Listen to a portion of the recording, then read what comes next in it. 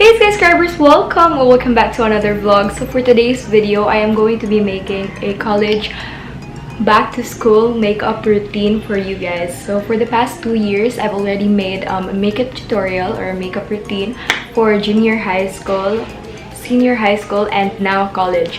So I am very excited to show to you guys what my makeup for college would look like, because of course college is different, diba?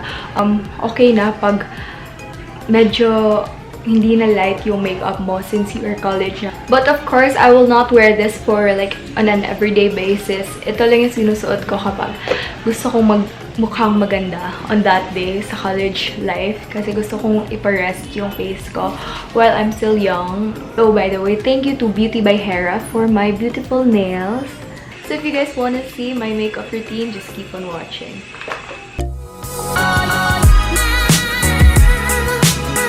So this is all the products that I'll be using.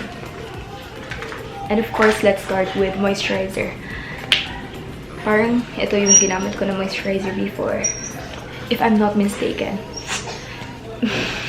Wala nang laman, girl. First, we have to moisturize our face because my face is very dry. I really love this moisturizer because it is not that sticky. Unlike other moisturizers that I've tried. Yeah, it's not sticky at all.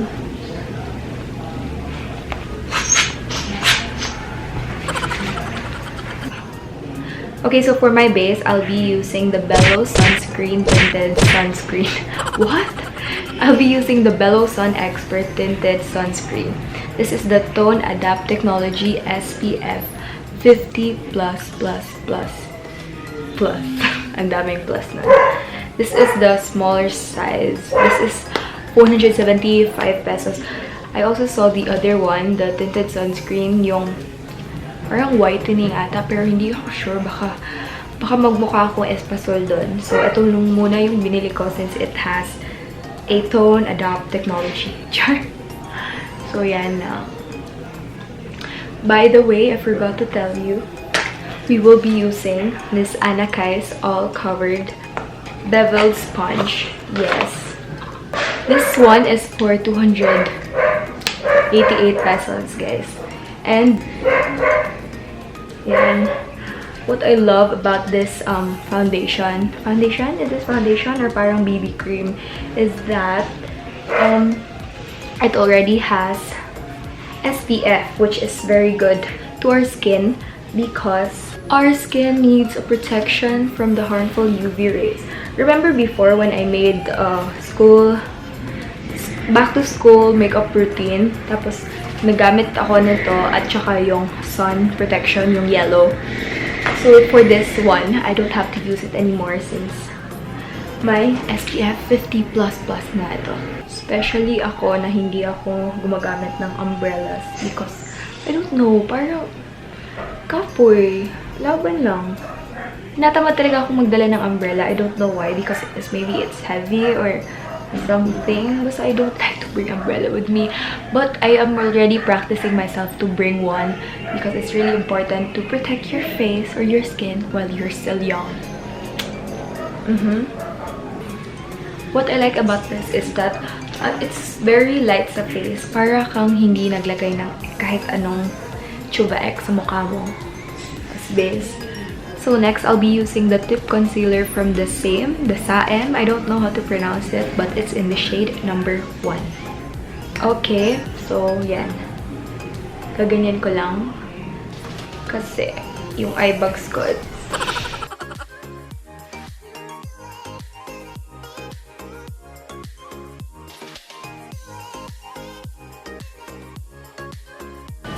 By the way, shout out to Sophisticated Salon and Spa for my hair. I forgot to mention about it. So next, for my powder, I will be using the Petal Velvet Powder.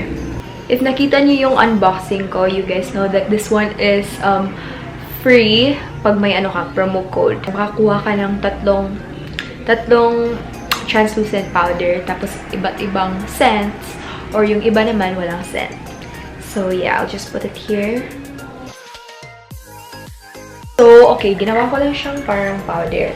And I will buff it off with a buffing brush. Actually, this is not a buffing brush, but this is the only brush that is available here in my province. Umorder ako sa Shopee. Sa Zaful ng brush. So, I am expecting it to arrive by next week.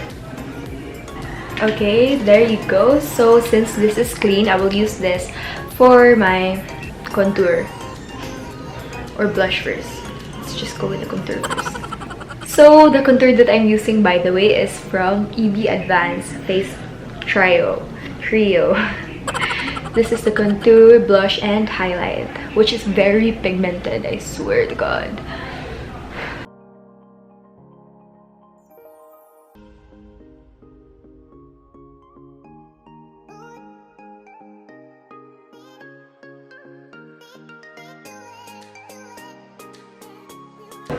Nung pumunta ako sa benefit event, nung opening nila sa Ayala, may tinuro si Ate Bea Santos sa amin. Not Bea Alonzo, guys. Bea Santos. Na kapag naglalagay ka ng contour, just do it like that. Oh, my sound effects. So, like, when it reaches here to this part, make it fly. Make your brush fly. Para hindi siya harsh tingnan. So, yes, like that. Oh, yan. Then, sa forehead, a little bit lang. Because a little goes a long way. This is my favorite palette, by the way. Kasi may ano na siya, contour, blush, and highlighter. Which is perfect for every day. So for my blush, I'll still be using this and this brush. But I will just brush off the excess.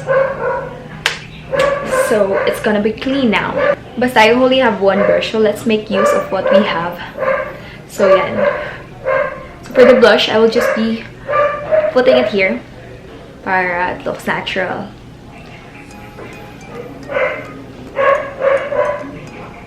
That's why I also like this palette because it has a coloral blush, which means it looks natural.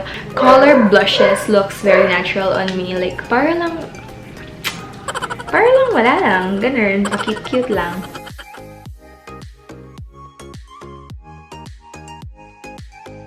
So next, if you want highlight, we can do a little bit of highlight naman.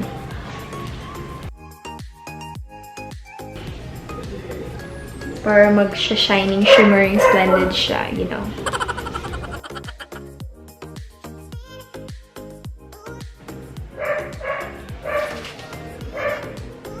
Diba? So next, I will put on my lip balm first. So we should moisturize our lips because we don't want it to be dry and we don't want it to look dry. I'm using the Nivea Watermelon Shine.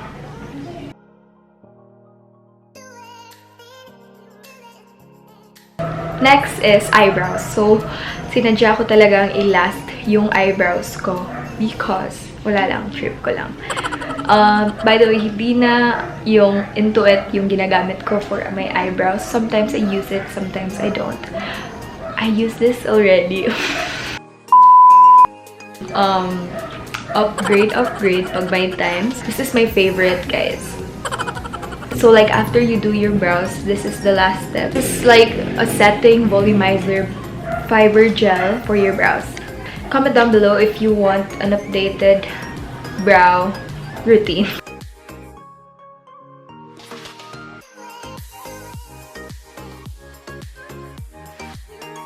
So I'm getting a spoolie brush, still from Benefit. Kinuha ko lang to from them. Then brush it off like this. And then I will top it off with the Gimme Brow Kaboom. Shut up. This is the Gimme Brow Volumizing Fiber Gel in the shade 3. I don't know. Ito yung uso kasi ngayon, guys. So,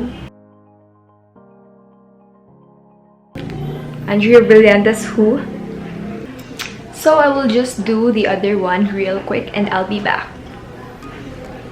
So there you have it. I'm done with my brows. So next is the lipstick or lip tint. Actually, this is the cream tint from Althea still. This is in the shade number 3, Peach Cream. What I don't like about this cream tint is that Nagsispill siya, guys. Like, look at that. Maybe it's because of the container or I don't know. Siniseal, I make sure naman na it's sealed properly.